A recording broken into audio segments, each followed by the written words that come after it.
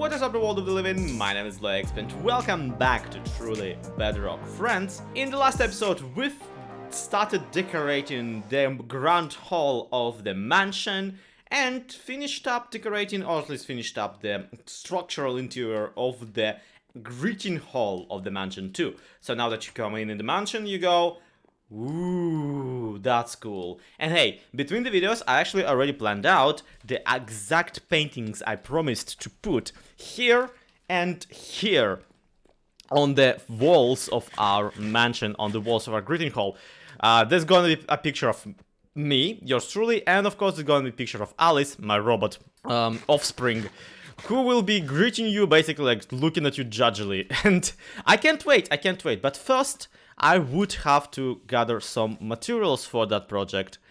And second, this is entirely like not the reason why I started recording right now. The reason I started recording right now is because I found something incredibly interesting just outside. Basically soliciting, despite me saying specifically that I do not want any solicitors. This here is a zombie who reminded me. I called him a volunteer because he might become my butler a little bit later.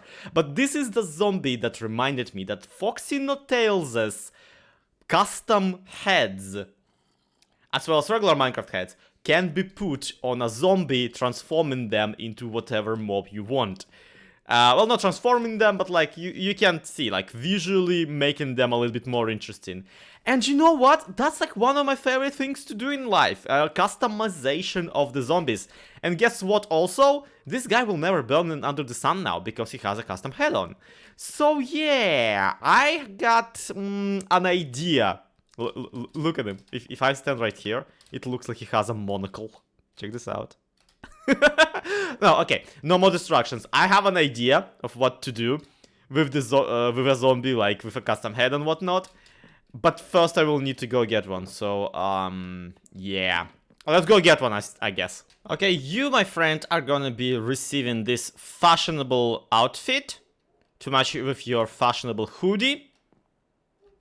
I said you'll be receiving it. Pick up the thing, dude. Can't find good help these days. Just put the uniform on, my man.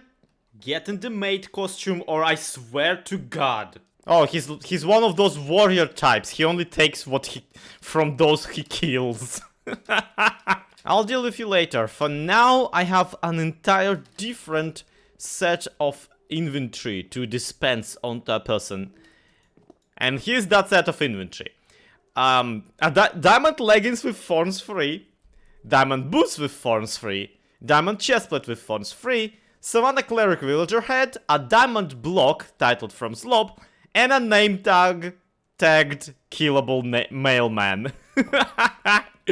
I think you are already getting at, you know, exactly how I'm willing to. I'm thinking of starting to use these. The plan pretty much amounts to getting a zombie who can pick things up, putting him into a uniform, and then sending him off to somebody who will appreciate a free diamond block. Which is not me, because diamonds are completely useless. And it pains me to realize that we only have like 5 minutes for these people to spawn in a pick-upable state. Which is extra hard, because not just the zombies spawn in this mob spawner, and to filter out the not zombies, we will have to also constantly kill things.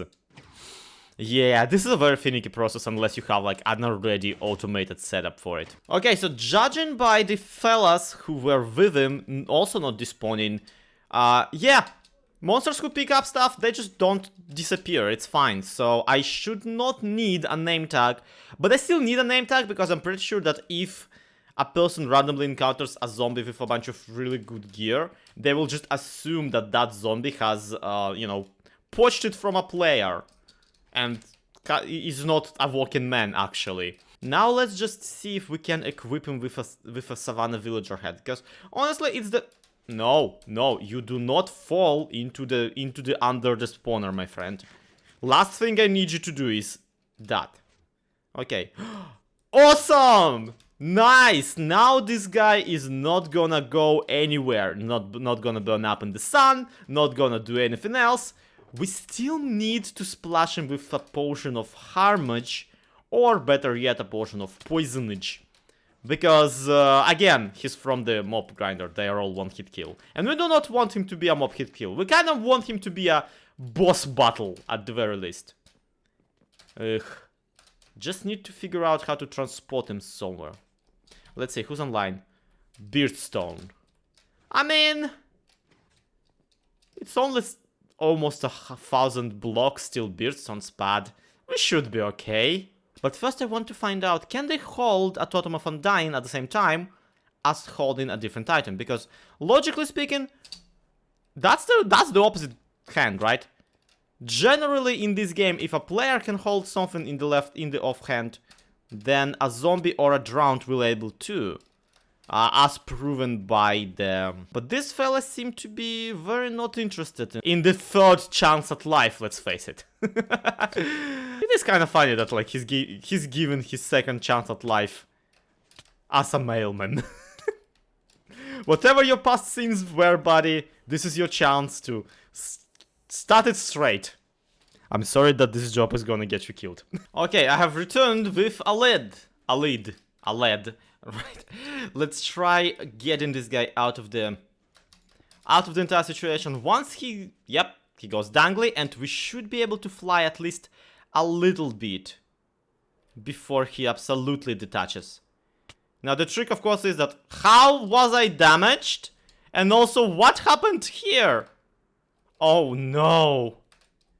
Wait, are you in the boat or are you not in the boat? How are you here? Friend, are you in the boat or are you standing on the boat? There's a very distinct difference somehow in this game between the two. Okay, he's definitely in the boat. Wonderful. Now it's actually very convenient because even though there's a whole 500 at least blocks to Beardstone's base, we can just pull him along very reliably. He's just, you know, waterboarding, that's not what that means, water skiing across the ocean without a mistake. The lid is not even gonna break, I'm pretty sure. Should we grab a Vindicator while we're at it? No, okay, it's not, that would be too much. This is a zombie telegram, I hope it finds you well, and if it's gonna find you, you will send it right to hell. Yeah, the jingle for the zombie postal company is really a work in progress for the time being. Land ho! Water ho! It's gonna take 5 minutes to fish that out. The things I do for jokes. Okay, I can see him. I can see him from here. We just need to lead the zombie back here, attract his attention, and disappear into the night. This is now a stakeout. I got my binoculars, and okay, the fella just left. Oh crap. I was hoping that the fella would, you know, zero in on Beardstone, not on his villagers, but then again, I thought that they prioritize players. Yeah, okay, I don't know what BD is doing, but he apparently is just not bothered. The guy really screwed the pooch on this. I was hoping that he would not be distracted by the villagers. Right. Where he goes. Oh, is he seriously recording right? Okay, oh my god, he saw it. Was he so confused? Please tell me he dropped the mail. Did he drop the diamond block? I'm gonna ask. Did he drop the diamond? He's looking for me, the idiot. Please rate the delivery 5 stars. I am not here, you can't see me. Oh my god, he has no idea. Oh, he does. He has no idea. He has no idea what he just unleashed. Anyhow, then I remembered that zombies can also hold shulker boxes and dropped off to delivery boy in full, you know, mailman uniform at JCB's pad with 2 more shulkers of stone. You may not rest now, there's a delivery pending. Because they're zombies, she won't be able to sleep. Right, enough lollygagging. We have an entire painting or 2 to add to our interiors and an entire grand hall to decorate, so yeah. Right, so imagine you walk in and this is what you see around here. Okay, this me is what you see around here. And then you look around and that's also there. This portrait of mine came out way better than a 7x8 picture probably should. Naturally, there's also, you know, the signature that Zlobot Experience, as presented by Zlobot Experience. And also, I'll have you know, it's been an absolute nightmare to light up this room because it's irregularly shaped. And I didn't want to do just the trick of glowing slabs because I really don't like glowing floorboards. But also I didn't want to have any of the unnatural elements. And yeah, it looks okay for the most part. Until you realize that somebody has to keep all these candles lit. And also candles, they drip. When you keep candles lit, you spend them because the wax, you know, melts. So, I don't know, whatever servant has to keep track of all of these lanterns and a lot of, like, all of this light, I do not envy them, and God have mercy on his soul. I will, of course, be needing to put Alice's portrait over here. There is a little bit of a trick, though. There is a little bit of a trick with that, because you see, while most of the walls in this house are double thick, allowing for the wallpaper to be custom on either side, these aren't, and the wallpaper is actually the same. Meaning that what on this side we got once we put in the portrait is this exact portrait, but like the back side of it. Luckily I figured that, you know what castles do have? Castles have armor stands with like armor on them. So let's just have a bunch of armor suits, and unfortunately I don't necessarily have any that I'm not currently wearing. I don't want to have the diamond one because it's like garishly blue. And that's where netherite would come in handy, but the only netherite I have is in this chest.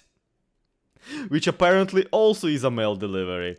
Here, you can stop embarrassing me now. Signed, Alice.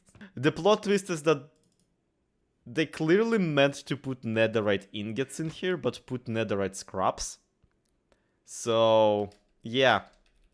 Darling, offspring, child, for me to stop embarrassing you costs at least 4 times that amount. Admittedly, this is not the smallest amount I've ever been paid for a custom painting. Couple more things before I jump into designing the actual painting, though.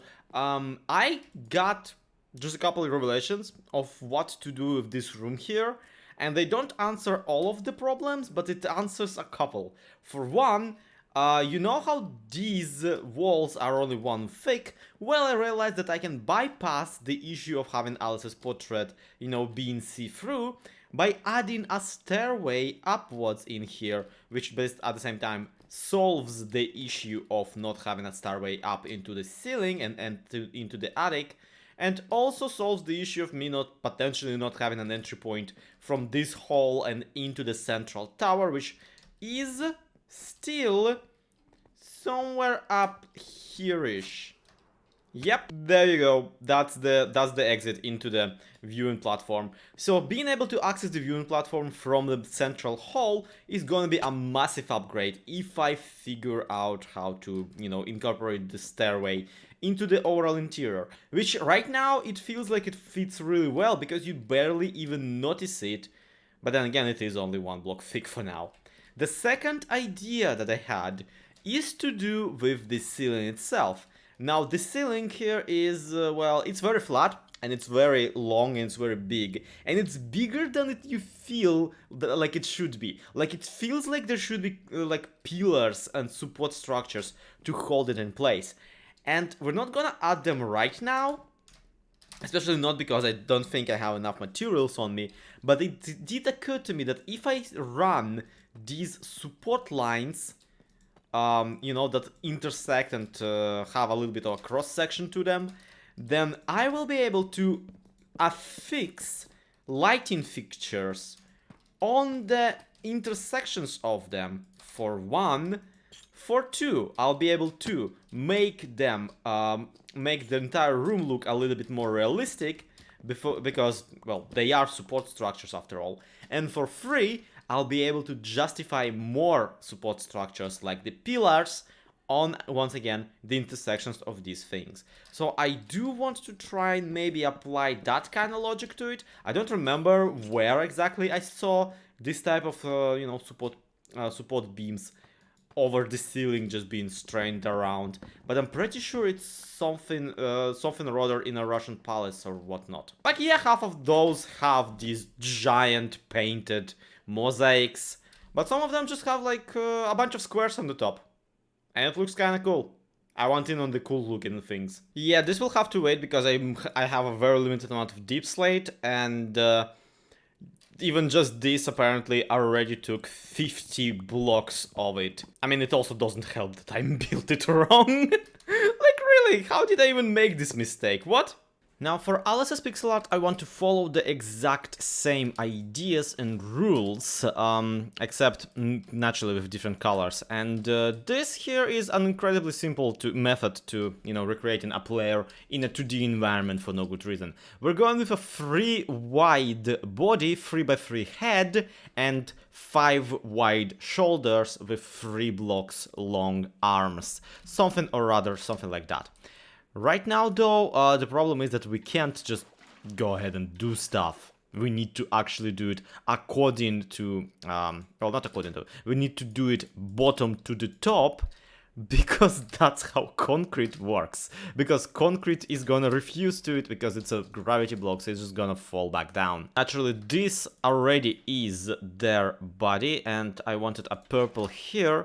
A magenta one, which for some reason magenta concrete is just that much brighter and that much more purple than the purple one. I wanted the black concrete powder over here, and I'm actually debating on leaving this as a concrete powder as opposed to just concrete, because it kind of resembles the texture that Alice's jacket has more than flash, you know, flash and smooth texture of the full-on concrete. However, we can't fill in the arms either without first filling in these bits and pieces in the, you know, background. And I'll be honest with you, I struggle with backgrounds on regular art as well. So I'm just, no, I just kind of went for an abstract shape and only added, you know, light blue and blue terracotta specifically, for no other reason that I felt that they are gonna look nice in there, which, unfortunately, as far as I'm concerned, half the arting process is to begin with. Still, this is where we get to the face, which is really just three concrete pieces like this, the visor, and of course the hair, which, yep, once again, we're using the magenta concrete because it's just brighter and, you know, more like what we're actually trying to build. This here, and that actually should be all the concrete we need. From here on out, I can just fill in all of the light blue in, and I meant for this to be more of a like trapezoid structure, so we got 2 lines going of the darker material, one like this and one like this, kind of like in a projector line. But I really don't feel like anyone will be able to tell what I was going for on this smaller scale. Don't get me wrong, I talk the big talk and I am willing to walk the big walk. But I honestly don't think that it's just discernible on this scale. Then again, human eye is kind of very deceitful and sometimes just sees whatever it wants to see. So maybe me telling me what this is supposed to be actually helps way more than I even realize. I mean, for crying out loud, we're using gravel as, you know, metal detailing. I really think that this thing is kind of figures itself out once you look at it the right way. Oh hey, you finished the ceiling there. It only took a minute. Nice. So my lighting solutions may or may not have resulted in the creepiest room out there ever.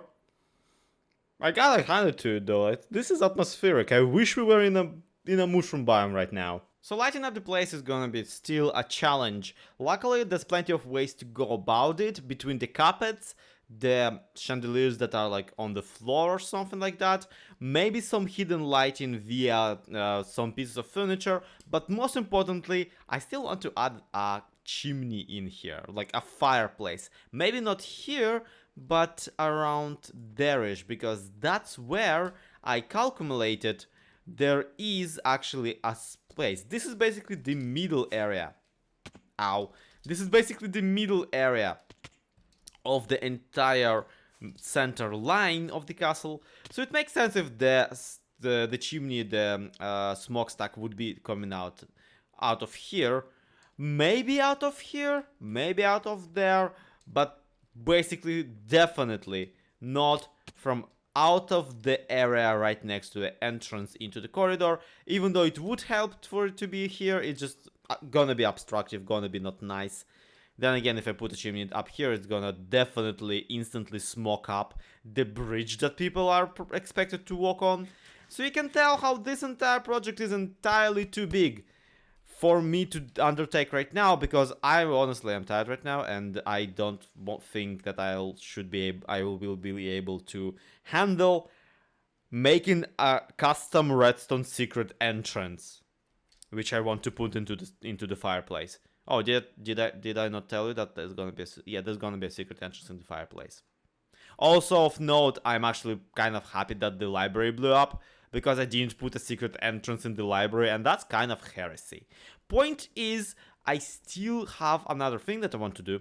That's basically an evolution of the thing we started with today, which is, you know, sending Beatstone a present zombie or something like that.